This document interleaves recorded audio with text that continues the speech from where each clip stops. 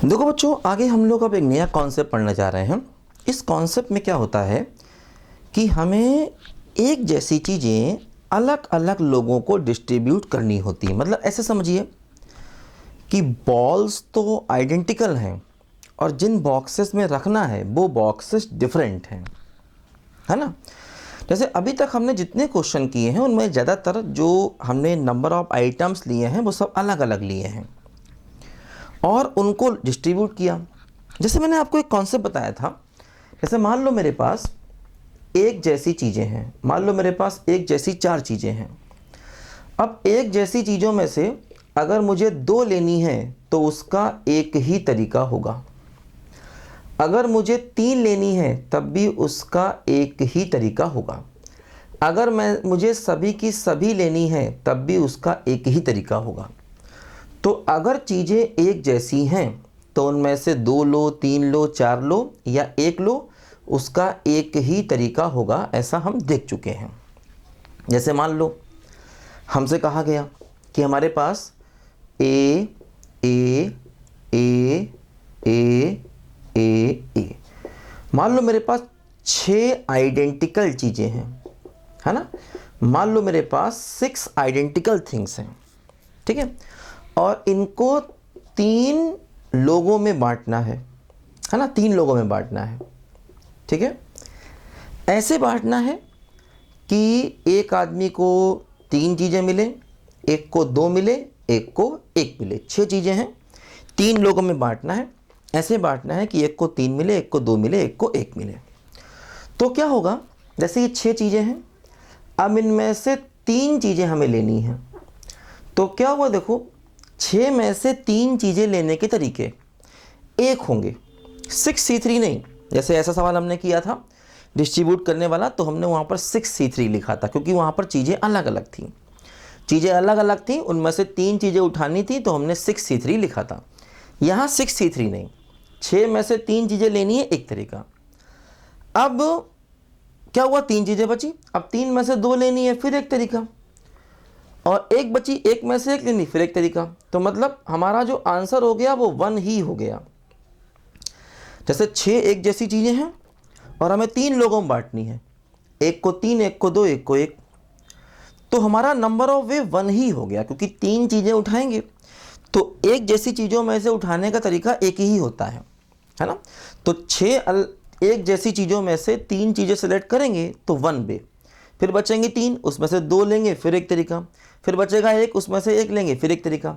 तो finally 1 × 1 × 1 answer भी कितना हो गया, बोलो 1 ही आंसर हो गया। ध्यान दीजिए, ठीक है।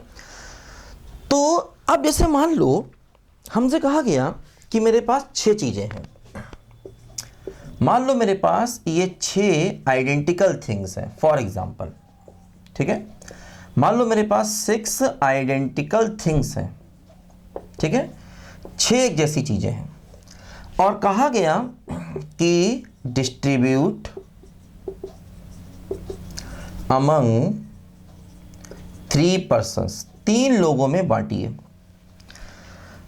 6 चीज़ों को 3 लोगों में बांटिए। कैसे बांटिए ये आप जानिए।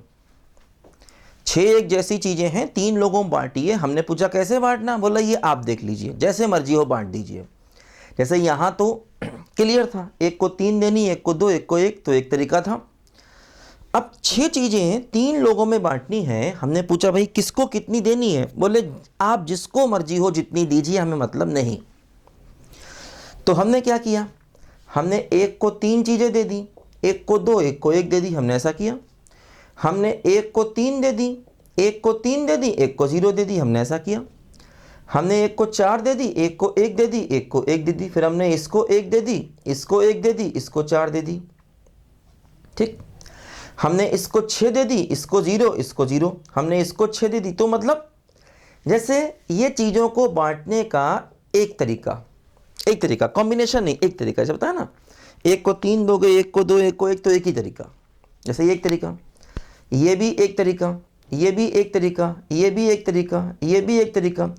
तो अब इस तरह से बहुत से नंबर ऑफ वेज हो जाएंगे चीज़ों को बांटने के, है ना।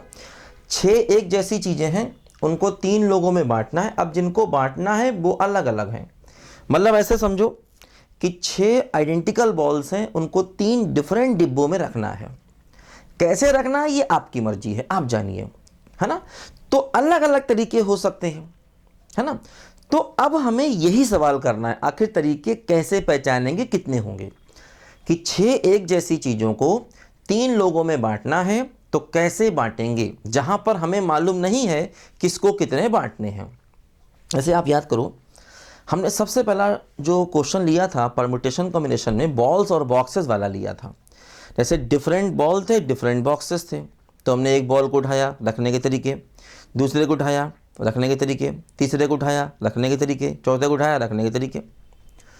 तो जब हमने क्या किया था, देखो, डिफरेंट बॉल्स और डिफरेंट बॉक्सेस को उठाया था, तो हर बॉल को रखने के तरीके हमने निकाले थे। तो वहाँ पर गेंदें भी अलग अलग थी, डिब्बे भी अलग अलग थे। अब जैसे यहाँ पर अगर ये बॉल्स अलग अलग होती तो हम 6C3 फिर आगे करते, ऐसा सवाल हम कर चुके हैं, ऐसा क्वेश्चन हम कर चुके हैं। जैसे हमने ताश के पत्तों वाला सवाल आपको बताया था, है ना, कि भाई ताश के पत्ते हैं, इतने इतने देने हैं। फिर हमने बताया था कि अगर ग्रुप में बांटने तो क्या होगा, लोगों को बांटने तो क्या होगा। वहाँ पर क्या था, जो चीज़ें बांट रहे थे वो अलग अलग चीज़ें थी। जो ताश के पत्ते हम बांट रहे थे वो ताश के पत्ते क्या थे, वो लोग अलग अलग थे। यहाँ पर जिन चीज़ों को बांट रहे हैं वो चीज़ें एक जैसी हैं, ध्यान दो, ठीक। तो अब जैसे मान लो हमने कहा ये 3 आदमी हैं, ऐसे। अब हमने कहा कि मान लो इसको x1 चीज़ें दी, इसको x2 चीज़ें थी, इसको x3 चीज़ें थी, है ना। मान लो 3 आदमी हैं, इसको x1 दिया, इसको x2 दिया, इसको x3 दिया। तो अब ये जो नंबर ऑफ बॉल्स हमने इसको दी है x1 x2 x3, तो हम चाहते हैं कि इन तीनों का सम कितना होना चाहिए, 6 होना चाहिए। ध्यान दो, इसको मान लीजिए x1 बॉल्स दी हैं, इसको x2 बॉल्स दी हैं, इसको x3 बॉल्स दी हैं, तो इन तीनों का समेशन 6 होना चाहिए, है ना। अब हम इतना चाहते हैं। और ये जो x1 है ये 0 से लेकर 6 तक कुछ भी हो सकता है, लेकिन इंटीजर, मतलब ये 0 भी हो सकता है, 1 भी हो सकता है। मतलब इसको दी गई बॉल 0 भी हो सकती, 1 भी हो सकती, 2 भी हो सकती, 6 भी हो सकती। इसी प्रकार x2 भी 0 से लेकर 6 तक कुछ भी हो सकता है, x3 भी 0 से लेकर 6 तक कुछ भी हो सकता है, लेकिन होंगे इंटीजर ही। मतलब x1 x2 x3 ये 0 से लेकर 6 तक कुछ भी हो सकते हैं, लेकिन इंटीजर ही होंगे। लेकिन ये कुछ भी हो, इनका सम क्या होना चाहिए, 6, क्योंकि टोटल 6 चीज़ें देनी है। अगर इसको x1 दी, इसको x2 दी, इसको x3 दी, तो x1 x2 x3 का समेशन कितना होना चाहिए, 6 होना चाहिए। मतलब अब जितने इस इक्वेशन के नंबर ऑफ सॉल्यूशंस होंगे, जैसे मान लो हमने कहा कि अगर हम x1 को 1 ले लें, x2 को 2 ले लें और x3 को 3 ले लें, तो ये इस इक्वेशन का एक सलूशन हो गया। मैंने कहा x1 को 0 ले लें, x2 को 2 ले लें, x3 को 4 ले लें, तो ये इस इक्वेशन का एक सलूशन हो गया। तो जितने, मतलब सलूशन ऑफ इक्वेशन कहो या चीज़ों को बांटने के तरीके को, इसका मतलब पहले आदमी को इतना मिला, इसको इतना, इसको इतना, है ना। ऐसा भी हो सकता है x1 को 2 मिले, x3 को 1 मिले और x1 x2 और x3 को 3 मिल जाए, ऐसा भी हो सकता है। तो ये अलग तरीका, ये तरीका अलग अलग है ना। ये तरीका अलग अलग है, इसमें 1 2 3, इसमें 2 1 3, है ना। तो ये एक तरीका, ये एक तरीका, मतलब ये इस इक्वेशन का एक सलूशन, ये दूसरा सलूशन है, तीसरा। मतलब जितने इस इक्वेशन के सलूशन होंगे उतने ही चीज़ों को बांटने के तरीके होंगे। तो जो हम कॉन्सेप्ट पढ़ने जा रहे हैं वो ये कि एक जैसी चीज़ों को अलग अलग लोगों को बांटना, हम ये कॉन्सेप्ट बेसिकली पढ़ने जा रहे हैं।